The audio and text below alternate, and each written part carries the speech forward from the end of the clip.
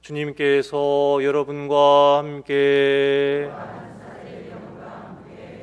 루카가 전한 거룩한 복음의 끝입니다.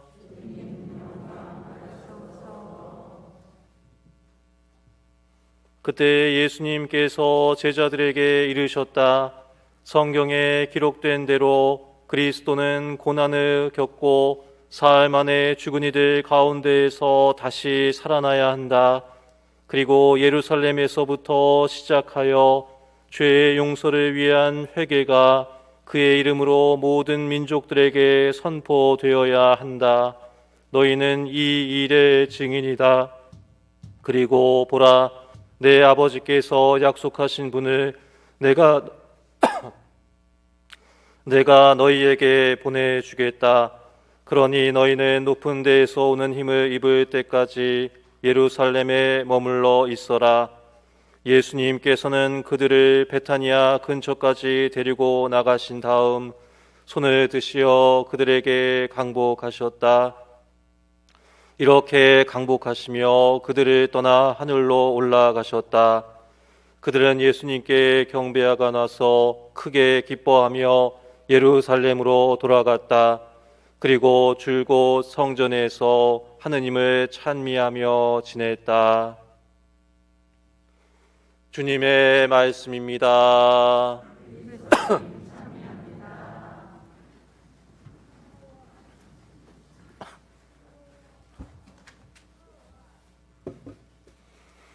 참 예수님, 오늘은 주님의 승천 대축일입니다.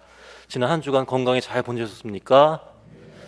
우리 공동체에 지난주에는 우리 손님도 많이 오셨습니다. 특별히 혼인갱신 예식으로 24쌍의 부부님들이 이렇게 이 가운데에 함께 자리하시면서 우리 공동체의 축가를 받으면서 많은 친인척분들이 이렇게 방문해 주셨고 함께 그분들의 하느님 안에서의 부부 사랑의 여정에 대해서 다시 한번 그 사랑을 확인하는 시간을 가졌습니다.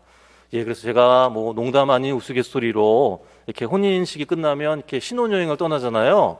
신혼여행으로 하우연 성당, 우리 이제 교구에 4대 순례 사적지가 있습니다. 사적지로 선포된 곳이 한 군데가 우리 이제 125년 넘는 역사를 지니고 있는 하우연 성당인데요. 의왕에 자리하고 있죠. 그 하우연 성당에 가셔서 이렇게 우리 선생님들, 자매님들 손잡고 아마 가셨을 텐데 제가 농담 아닌 농담으로 그랬습니다. 자매님들한테 마음에 안 들면 묻고 오세요 라고 이제 얘기했는데 미리 묻어가지고 하느님 나라로 미리 저기 올려보내신 분은 없죠?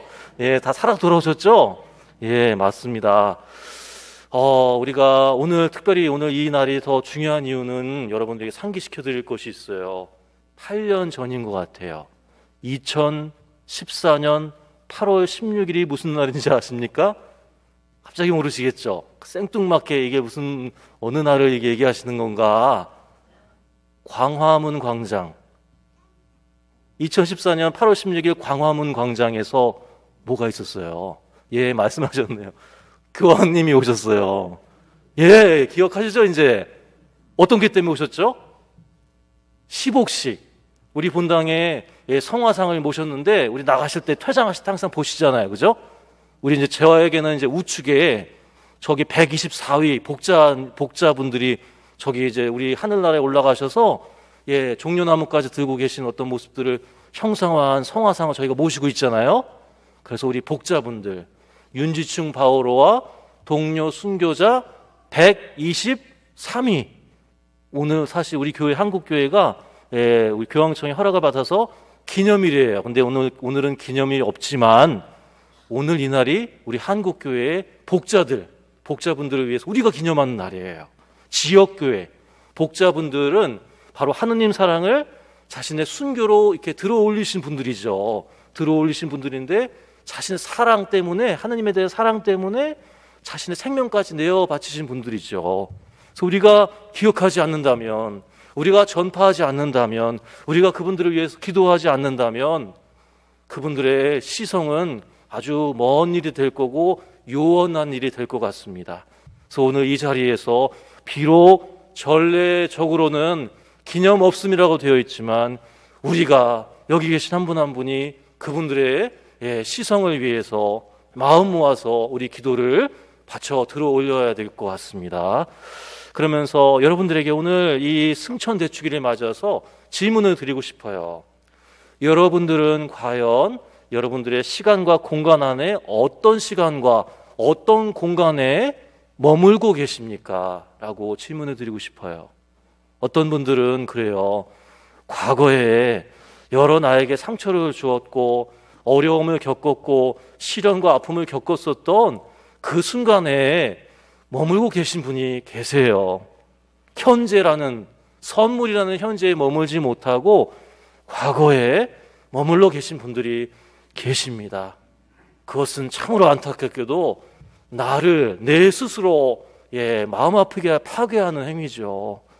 그리고 또 반대로 이제 이 현재라는 것을 넘어서서 다가오지 않은 그리고 앞으로 일어나지 않을 수 있는 그 미래에 대해서 내가 먼저 근심하고 걱정하고 내가 어떻게 해도 되지 않는 것에 대해서 이루어질 수 없는 것에 대해서 미리 마음 아파하고 걱정하는 때가 있는 분들이 계세요. 미래에 대해서 또 몸을 보고 계신 분들이 계세요. 우리는 그것을 그래서 성경 말씀에 걱정하지 말아라. 오늘 걱정은 오늘로 주님께 봉헌해라라는 말씀이 있는 것처럼 우리는 바로 오늘의 이 순간에 머물러야 되겠죠. 장소적인 측면으로도 우리는 잘 볼 수 있어요. 교황님께서 로마 교황청 안에만 계시지 않고 2014년에 바로 우리나라 이 동아시아의 대한민국에 오셔서 광화문 광장에 오셨지 않습니까? 로마를 벗어나서 머물지 않으시고 전 세계에 나가시는 것이죠. 왜 두려움이 없으셨을까요? 왜 무서움이 없을까요? 그렇게 교황님은 직접 이 광화문 광장에 우리나라에 오셔서 우리의 신앙 선조들의 시복식을 집전해 주셨죠. 우리 자신도 내가 안주하고 싶고 편안한 공간이 어디입니까? 집이겠죠. 근데 또 어떤 분은 예를 들어 청소년들은 방황하는 청소년들은 PC방에 아니면 다른 곳에 머물 수 있고 또 어떤 청소년들은 집 안에만 계속 머물러 있는 청소년도 있다는 것이죠. 우리가 다른 사람을 만나야 되고 우리의 공간을 머무는 곳에서 떠나야 되는 것이 분명히 필요한 것이죠. 사제관 앞에 이렇게 보면 저는 이렇게 가다 보면 참 신기한 모습을 보게 돼요. 특별히 이제 여름이 되고 가을이 될 텐데 이렇게 보면 담쟁이 덩쿨이 있어요. 넝쿨이 있어요. 사제관의 벽면을 이렇게 타고 올라가는 그 덩쿨을 이렇게 바라보면서 그리고 비슷한 어디가 있어요. 여러분도 서울의 대학로의 해화동에 옛 샘터사 건물이 있습니다. 거기 지금은 이제 소국장인데 그 지하가 그 건물의 빨간 벽돌인데 거기에 다 담쟁이 덩쿨이 이렇게 올라와 있어요. 보셨는지 모르겠습니다. 아마 한 번쯤은 다 보셨을 겁니다. 여느 그냥 콘크리트 벽이 아니라 차가운 벽이 아니라 그 자연의 생기 넘치는 생명력이 이렇게 타고 올라가는 그 모습을 한번 바라보시고 묵상해 보십시오. 그 한낱 미물인 그 식물도 포도나무과라고 해요. 담쟁이 덩쿨이. 그런데 그렇게 내가 살기 위해서 벽면을 타고 이렇게 빨판처럼 해서 벽에 붙어서 어디로 올라가요? 올라가지 않습니까? 그런데 살기 위해서 올라가는 거고 함께 살기 위해 올라가는 거예요. 우리도 우리 인간을 바라본다면 묵상해 본다면 우리도 저 하늘로 올라가려고 해요. 그런데 올라가려고 하는 거에 두 가지가 있는 것 같아요. 첫 번째 그 올라감이 우리 인류가 세상과 함께 살아가면서 하늘로 올라가려고 해요. 1969년에 저 달에 올라갔잖아요. 달을 정복했다는 것처럼 올라갔어요. 인류는 그래서 우리 인간은 호기심을 갖고 있어요. 탐구의 역사를 갖고 있어요. 점점 내가 올라가려고 해요. 하늘 위로 올라가려고 해요. 우주를 지배하려고 해요. 그렇게 올라가죠. 그런데 거기에 무서운 것이 있어요. 뭐가 있을까요? 하느님보다 더 위에 올라가려고 하는 거예요. 하느님보다, 하느님의 머리가 어딘지 모르지만 하느님의 그 꼭대기까지 올라가려고 하는 우리 인간의 어떠한 모습입니까? 아주 오만한 모습, 교만한 모습을 갖고 있다는 것이죠. 근데 저도 그래요. 저도 살면서 그러한 삶의 모습에 익숙해질 때가 있어요. 미국에서 공부하는 신부로 지내면서 놀란 게 있어요. 여기 있는 교우분들에게, 봉사자분들에게 식사하면서 몇 번은 말씀드렸어요. 거기 있는 본당 신부님 정말 그 친교의 자리로 이렇게 우리 해외에 있는 교포분들이 식사 나눔을 이렇게 하십니다. 준비를 구역별로. 정말 그것이 너무 아름다운 모습이고, 우리가 주일날에 미사를 봉헌한 다음에 같이 또 친교 점심을 나누는 거예요. 그 단지 거기 소고기 묵고 그냥 하얀 쌀밥 있어도 상관없어요. 서로 그냥 앉아서 김치에다가 밥 말아 드시면서 어떻게 지내냐고 축복하고 격려해 주는 그런 모습들이 너무 아름답고 너무 힘이 됐어요. 그런데 이제 신부님이란 저도 사제란 것 때문에 거기 본당 신부님 옆에 앉아서 그러면 어떻게 돼요?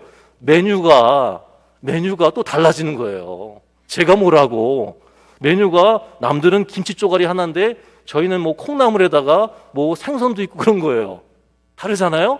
역차별을 받고 있잖아요. 그런데 깜짝 놀란 게 다른 자매님이 오셔서, 아니 우리는 이거 먹고 있는데 왜 신부님들은 이거 먹어요? 이거 더 가져가면 안 돼요? 그래서 담아가시는 거예요. 그거를요. 놀랐어요. 왜요? 제가 감히 뭐라고 이런 대우를 받고 있구나라는 거를 그때 머리 쏘르고 팍 맞았어요.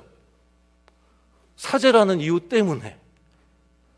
우리 각자 삶에서 아마 여러분들도 그러실 때가 있었을 거예요. 각자 삶의 자리에서 내가 이거는 이렇게 하면 안 되는데, 이렇게 살면 안 되는데, 이렇게 말하고 행동하면 안 되는데라는 분명히 그런 모습들이 있었을 겁니다. 그때가 뭐예요? 하나님의 크신 은총이 나에게 들어오는 때예요. 내가 다시 아래를 바라볼 때가 된 것이죠. 또 한편으로 오늘 두 번째죠. 그 두 번째는 바로 이 복자분들의 모습이에요. 복자분들이 바로 복음의 증인으로 살아가셨다는 것이죠. 예수님도 아까 복음 말씀에서 고난을 겪고 사흘 만에 부활해서 하느님 나라에 올라가야 되고 말씀하셨죠. 예수님도 아마 여러 가지 포기하고 싶고, 그만 내가 때려치고 싶고, 저 사람 보고 싶지 않고, 그런 순간이 너무 많으셨을 거예요. 그런데 당신의 그 신앙 고백을 예수님은 오늘 우리에게 완성하셨다고 자신의 삶을 이렇게 온전히 하느님께 들어 올리시는 것이죠. 그래서 루카 복음의 말씀입니다가 아니라 루카 복음의 끝입니다라고 얘기 들었어요.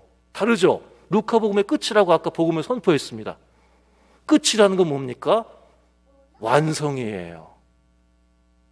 하느님 안에서 우리가 완성되기 위해서는 하늘로 올라가야 된다는 거예요. 이 지상의 여정을 잘 보내고 하늘로 우리가 스스로 들어올리는 게 아니라 들어 높여져야 된다는 거예요.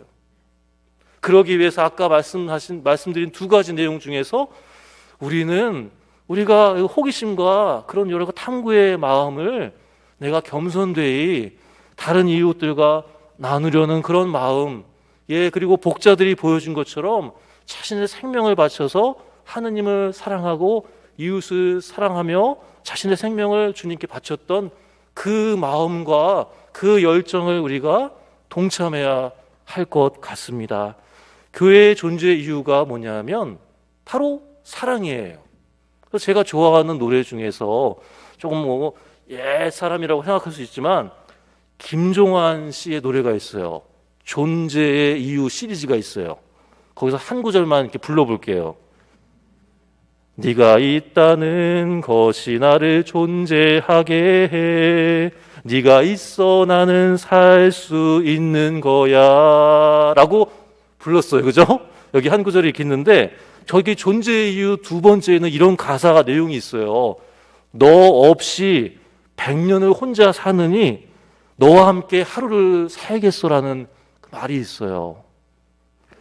예수님께서도 여기 계신 분들과 이 지상에서 아마 알콩달콩 함께 마주치고 눈도 마주치고 함께 식사도 하고 살아가시고 싶으셨을 것 같아요. 그런데 하늘에 올라가셨어요. 보이지 않아도 우리는 알 수 있어요. 나를 사랑으로 함께했고 기도해주는 그 누군가를 우리는 지금도 기억하고 나의 마음과 나의 영혼으로 그분들과 함께 교류하면서 그분들이 하늘에서 나를 위해 기도해주고 계시는구나라는 걸 우리는 잘 알고 있어요. 그래서 우리도 이 지상에서 그분들을 위해서 우리의 기도를 들어 올리고 있어요. 매일매일 이 거룩한 곳이 바로 그런 곳이에요. 우리의 기도를 하느님께 들어 올리는 곳이고 여러분들의 그 지향들이 하늘로 올라가는 거예요. 그런데 중요한 것, 여기 말씀드린 것처럼 우리의 선교의 사명을 실천해야 된다는 것이죠. 사랑이라는 것, 이 공동체가 사랑이라고 한다면 우리 안에서만 이렇게 나누고 살아가는 곳에는 한계가 있는 것입니다. 우리의 존재 안에서 돈을 이렇게 잘 사용하는 것도 중요해요. 그런데 돈을 버는 것도 중요한 것이죠. 오늘날의 신용불량자가 100만 명이 넘는다고 그래요. 물론 더 될 수도 있어요. 그래서 왜 신용불량자가 생깁니까? 단순한 이유로 돈을 사용하기만 하기 때문이에요. 돈을 벌어도 버는 것보다 쓰는 게 더 많이 나가기 때문이에요. 우리 공동체도 마찬가지예요. 우리 공동체도 우리 안에서만, 우리 울타리 안에서만 머물고 사용하고 있다면 점점 달아 없어지는 거예요. 줄어드는 거예요. 마이너스가 되는 거예요. 5월 8일 날에 두 분이 입교를 하셨어요. 정말 귀한 분들이에요. 저기 앉아 계신 분들 귀하디 귀한 분들이에요. 이분들을 위해서 큰 박수 쳐주세요. 네. 정말로 귀한 분이에요. 예. 우리가 귀한 줄을 알아야 돼요. 그죠? 여기 계신 분들도 귀한데 조금 더 귀한 분들이에요. 그죠? 그러니까 귀한 분들인데 근데 이제 두 분이잖아요. 근데 조금 더 이제 그 이후에 또 열심히 한 봉사자분들이 알려주셨어요. 아우, 신부님, 여기 아는 분이 또 있는데 어떻게 또 예비자 교리 받고 싶다고 하시는데 아이고 감사합니다. 예, 아이고 감사합니다. 환영합니다. 같이 해야죠. 그죠? 같이 환영하고 같이 우리가 감사하고 고마운 줄 알아야 해요. 귀한 줄 알아야 됩니다. 그래서 우리가 하느님의 자녀로서 부자가 되는 건 또 다른 게 아니라 바로 이러한 귀하디 귀한 예비 신자분들을 공동체로 초대하는 거예요. 여러분들이 하느님께 기도 올리는 것 가운데 가장 중요한 거는 바로 뭐냐면 주님, 제 주변에 알지 못하는 예비 신자분들을 하느님을 잘 믿지 못하고 따르지 못하는 분들을 꼭 당신께 봉헌해서 올려드리겠습니다라고 기도하셔야 되는 거예요. 이제부터 오늘 이 순간부터 우리가 이제 예비자 기간이에요. 아직까지 한 달 남았습니다. 더 우리가 더 모실 수 있어요. 지금 이제 5분까지 됐는데 더 모실 수 있어요. 이제부터 시작인 것 같아요. 우리가 지금 마음을 들어서 기도하는 그 내용 가운데 제 주변에 있는 알지 못하는 예비 신자에게 예비 신자를 봉헌하겠다는 그런 마음으로 또 한 주간에 우리가 잘 봉헌하셨으면 좋겠습니다.